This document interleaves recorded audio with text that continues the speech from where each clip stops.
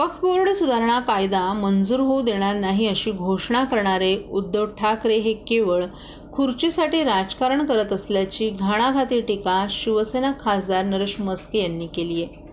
लोकसभेत fake narrative मिळवलेली मुस्लिम मतं येत्या निवडणुकीत कायम राखण्यासाठी उद्धव ठाकरे वक्फ बोर्डाचं समर्थन करत असून त्यांच्या या भूमिकेनं स्वर्गीय हिंदू हृदय सम्राट बाळासाहेब ठाकरे यांच्या आत्म्याला वेदना झाल्या असतील असं त्यांनी म्हटलं आहे. महाविकास आघाडीचा मुख्यमंत्री कोण हा प्रश्न निर्माण झालाय. यामध्ये काँग्रेस उभाटाच्या नावाला पाठिंबा देत नाही.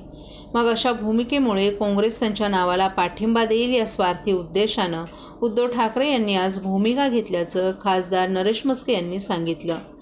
उभाटाच्या या भूमिकेनं आज हिंदू हृदय सम्राट बाळासाहेब ठाकरे यांच्या आत्म्याला प्रचंड वेदना झाल्या असतील.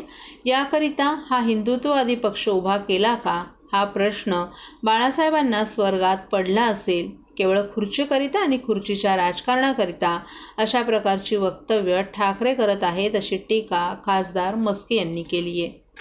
वक्फ बोर्डाला बरखास्त करायला हवं. जिथे जमीन लाटण्याचं काम सुरू आहे अशा ठिकाणच्या जमिनी ताब्यात घ्यायला हव्यात अशी जाहीर भूमिका हिंदू हृदय सम्राट शिवसेना प्रमुख बाळासाहेब ठाकरे यांनी घेतली होती असं म्हस्के यांनी सांगितलं. परंतु त्यांचा वारसा सांगणाऱ्या उद्धव ठाकरे यांनी वक्फ बोर्डाचं समर्थन करून बाळासाहेबांच्या विचारांचा अपमान केलाय. गोरगरीब मुस्लिम बंधू भगिनींना न्याय मिळवण्यासाठी वक्फ बोर्डामध्ये सुधारणा करण्याचं विधेयक संसदेत आणण्यात आले. परंतु केवळ मुल्ला मौलवींना खुश करण्यासाठी लोकसभा निवडणुकीत जे काही मतदान केलं आणि आता ते आपल्या विरोधात जाईल या भीतीनं उभाटानं अशा प्रकारची भूमिका घेतली आहे. उभाटांच्या बदलत्या भूमिकेकडे लक्ष देऊन त्यांना येत्या निवडणुकीत जागा दाखवावी असं आवाहन खासदार नरेश म्हस्के यांनी मतदारांना केले. देणार नाही म्हणून आज जी घोषणा जनाब उद्धवजी ठाकरे यांनी केली आहे यामागचं कारण आज शुक्रवार आहे, जुम्मा आहे आणि आज या जुम्म्याच्या दिवशी प्रत्येक मशिदी आणि धर्मस्थळांमधून त्यांनी केलेली घोषणा लोकांना ऐकवली जाणार आहे. महाविकास आघाडीचा मुख्यमंत्री कोण हा जो प्रश्न निर्माण झालेला आहे, काँग्रेस याकरिता त्यांच्या नावाला पाठिंबा देत नाही अशा पद्धतीने घोषणा करून काँग्रेस या महाराष्ट्रामध्ये महाविकास आघाडीचा मुख्यमंत्री म्हणून पाठिंबा देतील या एकमेव स्वार्थी उद्देशामुळे आज उद्धव ठाकरे यांनी ही घोषणा केलेली आहे. मला आज हिंदू हृदय सम्राट शिवसेना प्रमुख माननीय बाळासाहेब ठाकरे यांचा आत्मा स्वर्गात काय बोलत असेल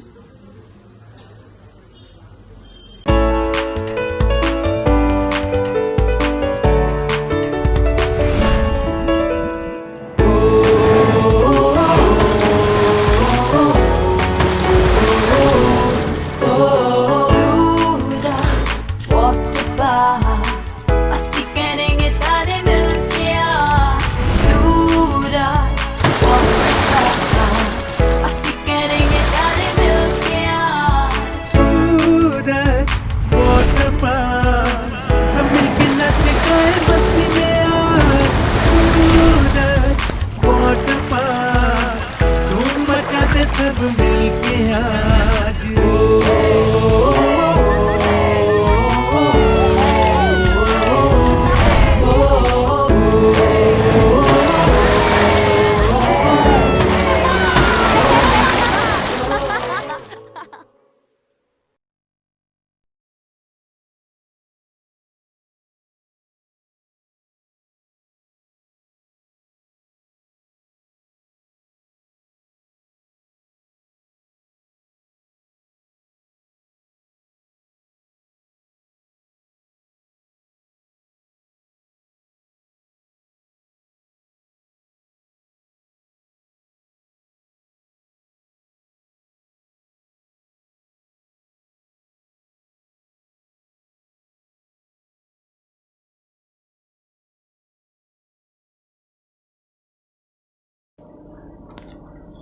वर्षानुवर्षे ठाणेकरांना प्रतीक्षा असलेल्या ऐतिहासिक ठाणे अंतर्गत मेट्रो प्रकल्पाला काल पंतप्रधान नरेंद्र मोदी यांच्या अध्यक्षतेखाली झालेल्या केंद्रीय मंत्रिमंडळाच्या बैठकीत मान्यता देण्यात आली आहे.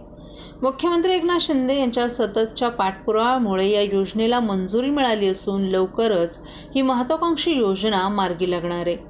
अंतर्गत मेट्रो प्रकल्प हा ठाणे शहरासाठी ऐतिहासिक प्रकल्प असल्याची प्रतिक्रिया मुख्यमंत्री एकनाथ शिंदे यांनी व्यक्त केली आहे.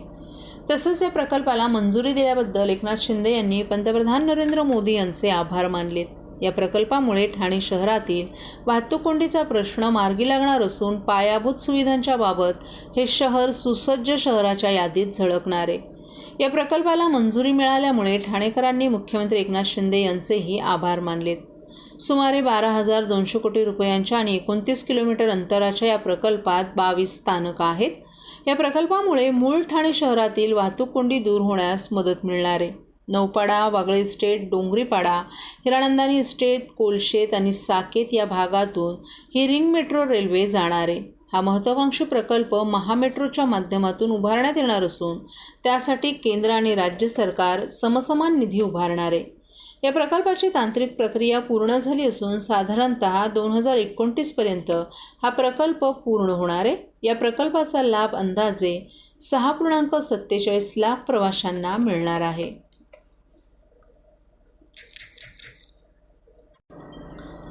छायाचित्रकारांनी टिपलेलं विश्व अनुभवण्याची मोठी संधी राष्ट्रीय छायाचित्र स्पर्धा आणि प्रदर्शनाच्या निमित्तानं ठाणेकरांना मिळाली आहे.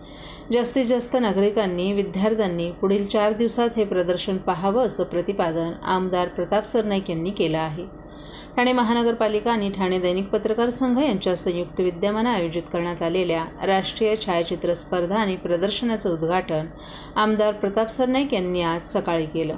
यावेळी आमदार निरंजन डावखरे, अतिरिक्त आयुक्त प्रशांत रोडे, उपायुक्त उमेश बिरारी, उपायुक्त मिनल पालांडे, ठाणे दैनिक पत्रकार संघाचे अध्यक्ष आनंद कांबळे तसंच निलेश पानमंद, विभव बिरवटकर, प्रफुल्ल गांगुर्डे, अनुपमा गुंडे, विकास काटे, अशोक गुप्ता, पंकज रोडेकर आदी पदाधिकारी तसंच ज्येष्ठ छायाचित्रकार दीपक जोशीही उपस्थित होते.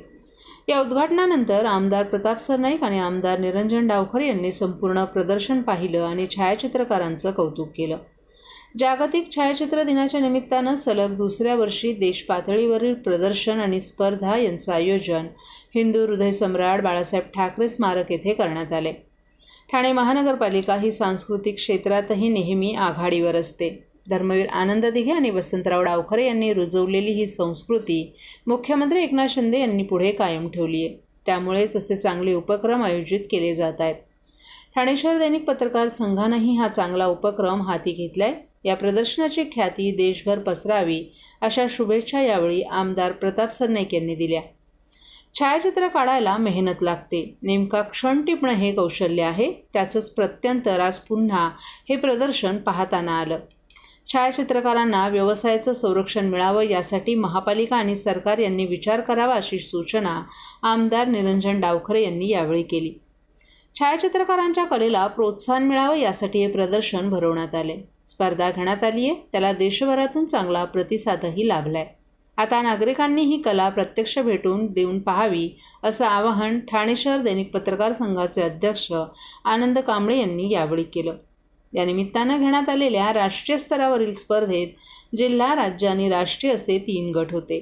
शिवाय महाविद्यालयीन गटही होता. या स्पर्धेचा पारितोषिक वितरण सोहळा मंगळवारी 20 ऑगस्ट रोजी दुपारी 4:30 वाजता होणार आहे.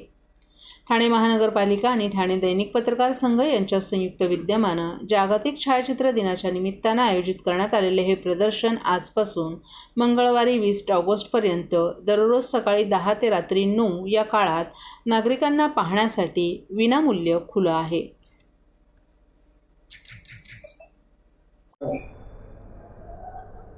मागच्या वर्षाप्रमाणे यावर्षी देखील आपण ठाणे शहर दैनिक पत्रकार संघ आणि ठाणे महापालिका आयोजित छायाचित्र वर्ल्ड फोटोग्राफी दिनानिमित्त आपण फोटो कॉम्पिटिशन आणि फोटो एक्झिबिशनचं आयोजन केलं आहे या हिंदू हृदय सम्राट बाळासाहेब ठाकरे स्मारकामध्ये.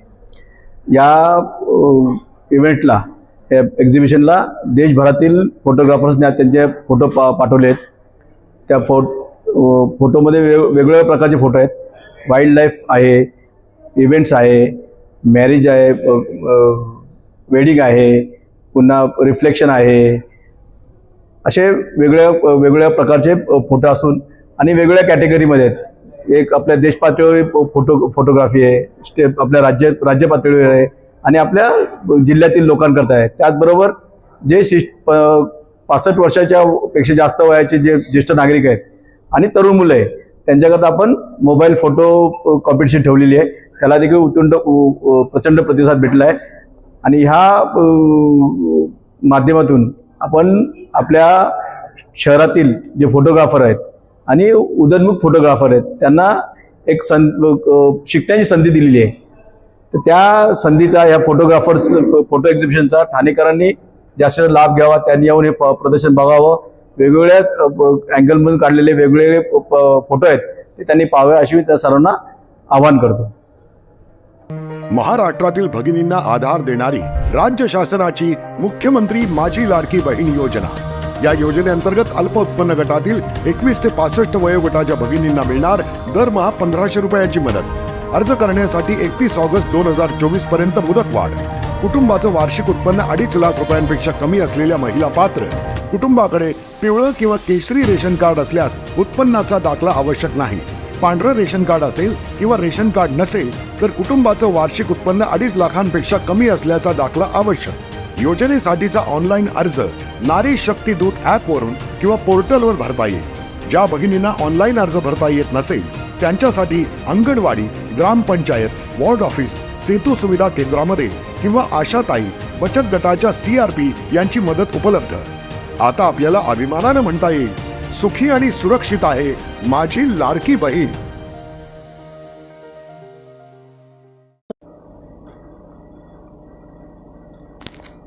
एक जुलै 2024 या अहर्ता दिनांकावर आधारित मतदार याद्यांचा दुसरा विशेष संक्षिप्त पुनरीक्षण कार्यक्रम घोषित करण्यात आलाय. आगामी विधानसभा निवडणुकीत मतदानाचा हक्क बजावण्यासाठी जिल्ह्यातील विधानसभा मतदारसंघांमधील मतदान केंद्रांवर 10 ऑगस्ट आणि 11 ऑगस्ट रोजी सुट्टीच्या दिवशी विशेष मतदार नोंदणी शिबिरं आयोजित करण्यात आली होती. या शिबिरास नागरिकांचा उत्स्फूर्त प्रतिसाद मिळालाय. या शिबिरात नवीन मतदार नोंदणीसाठी एकूण 3376 नमुना क्रमांक 6चे अर्ज प्राप्त झालेत. मतदार यादीतून नाव वगळण्यासाठी 114 तर तपशील दुरुस्तीसाठी 583 अर्ज प्राप्त झालेत. आगामी विधानसभा निवडणुकांमध्ये एकही मतदार नोंदणीपासून वंचित राहू नये म्हणून 17 ऑगस्ट आणि 18 ऑगस्ट रोजी देखील विशेष शिबिरांचं आयोजन करण्यात आले. निवडणुका पारदर्शक वातावरणात पार पाडण्यासाठी मतदार याद्यांचं अद्ययावतीकरण करणं अत्यंत महत्त्वपूर्ण असतं. त्या अनुषंगानं 6 ते 20 ऑगस्ट या कालावधीत विशेष पुनरीक्षण कार्यक्रमाअंतर्गत नवीन मतदार नोंदणीचे अर्ज ऑनलाईन तसंच ठाणे जिल्ह्यातील सर्व मतदारसंघांमध्ये स्वीकारण्यात येणार आहेत. 30 ऑगस्ट रोजी मतदार यादीची अंतिम प्रसिद्धी करण्यात येणार आहे. सर्व पात्र नागरिकांनी आपली नावं मतदार यादीमध्ये समाविष्ट करण्यासाठी ऑनलाईन तसंच ऑफलाईन अर्ज दाखल करण्याचे तसंच सर्व मतदारांनी आपले आणि आपल्या कुटुंबियांचं नाव मतदार यादीमध्ये असल्याची आणि त्याची नोंद अचूक असल्याची खात्री करण्याचं आवाहन ठाणे जिल्हाधिकारी आणि जिल्हा निवडणूक अधिकारी अशोक शणगारे आणि ठाणे उपजिल्हा निवडणूक अधिकारी वैशाली माने यांनी केले.